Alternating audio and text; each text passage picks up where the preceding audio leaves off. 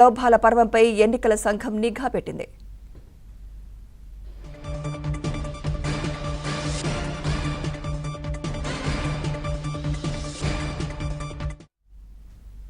Pulivendula Vontimitta ZPTC ఎన్నికలకు count down కొనసాగుతోంది. ప్రస్తుతం పులివెందులలో టెన్షన్ వాతావరణం నెలకొంది. భారీగా పోలీస్ బలగాలు మోహరించాయి. ఎన్నికలకు అన్ని ఏర్పాట్లు పూర్తయ్యాయి. పోలింగ్ సామాగ్రి తరలింపు కొనసాగుతోంది. అటు ఎన్నికల సంఘానికి టీడీపీ, వైసీపీ నేతలు పోటాపోటీగా ఫిర్యాదులు చేశారు. మరోవైపు ప్రలోభాల పర్వంపై ఎన్నికల సంఘం నిఘా పెట్టింది.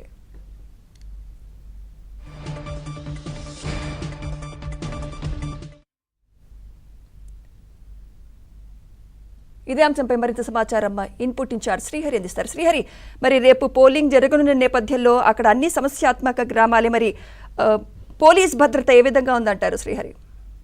సుమిత్ర, వైఎస్ఆర్ కడప జిల్లా సంబంధించి 2 జడ్పీ స్థానాలకు ఉప ఎన్నికలు జరుగుతున్నాయి. ఒకటి పులివెందుల, ఇంకొకటి ఒంటిమిట్ట.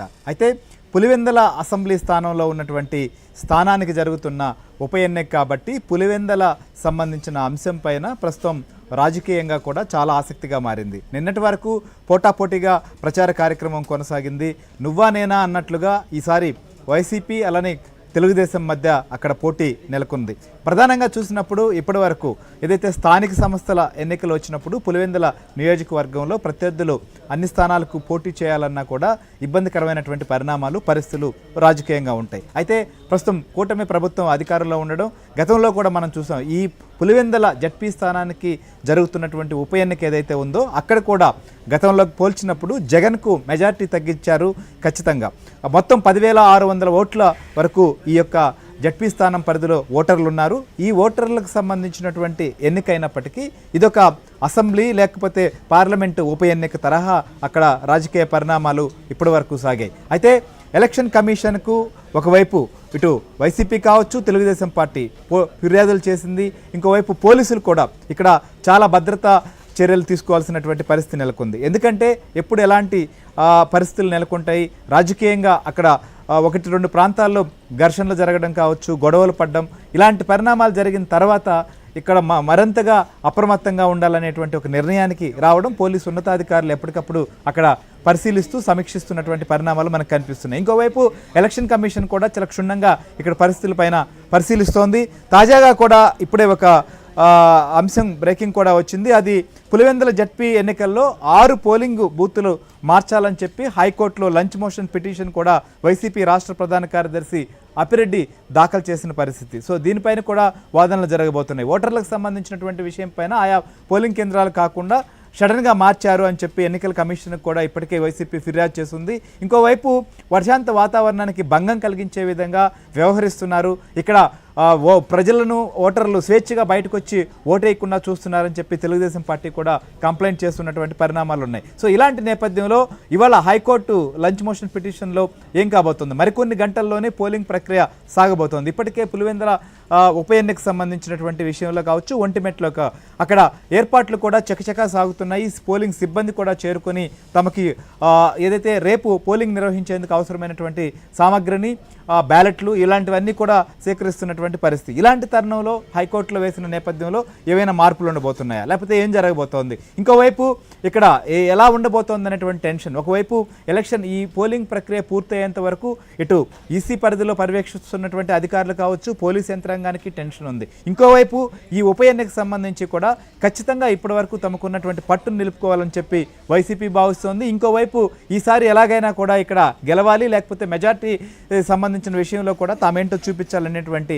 ఒక గట్టి నిర్ణయంతో తెలుగుదేశం పార్టీ నాయకులు కూడా భావిస్తున్నారు. ఈ నేపథ్యంలోనే పులివెందుల తెలుగుదేశం ఇన్ఛార్జిగా ఉన్న బీటెక్ రవి సతీమణి రంగంలో దిగిన నేపథ్యంలో ఏం జరగబోతోంది అనేది కూడా మనం చూద్దాం. సో మనతో పాటు పులివెందుల నుంచి కూడా శ్రీనివాస్ మనకు లైవ్లో అందుబాటులో ఉన్నారు. ఇక హైకోర్టులో వేసినటువంటి పిటిషన్ కానీ లేదా ఎలక్షన్ కమిషన్ ఏ నిర్ణయాలు తీసుకోవచ్చు అనే దానిపైన మా ఏపీ బ్యూరో చీఫ్ రామారావు కూడా మనతో పాటు లైవ్లో సిద్ధంగా ఉన్నారు. శ్రీనివాస్, ఏంటి రేపు పోలింగ్ జరగబోతోంది, ఇక మరికొన్ని గంటల మాత్రమే సమయం ఉన్న నేపథ్యంలో పోలింగ్ సంబంధించినటువంటి ఏర్పాట్లు ఎక్కడి వరకు వచ్చాయి, మొత్తం డిస్ట్రిబ్యూషన్ అంతా కూడా పూర్తయిందా?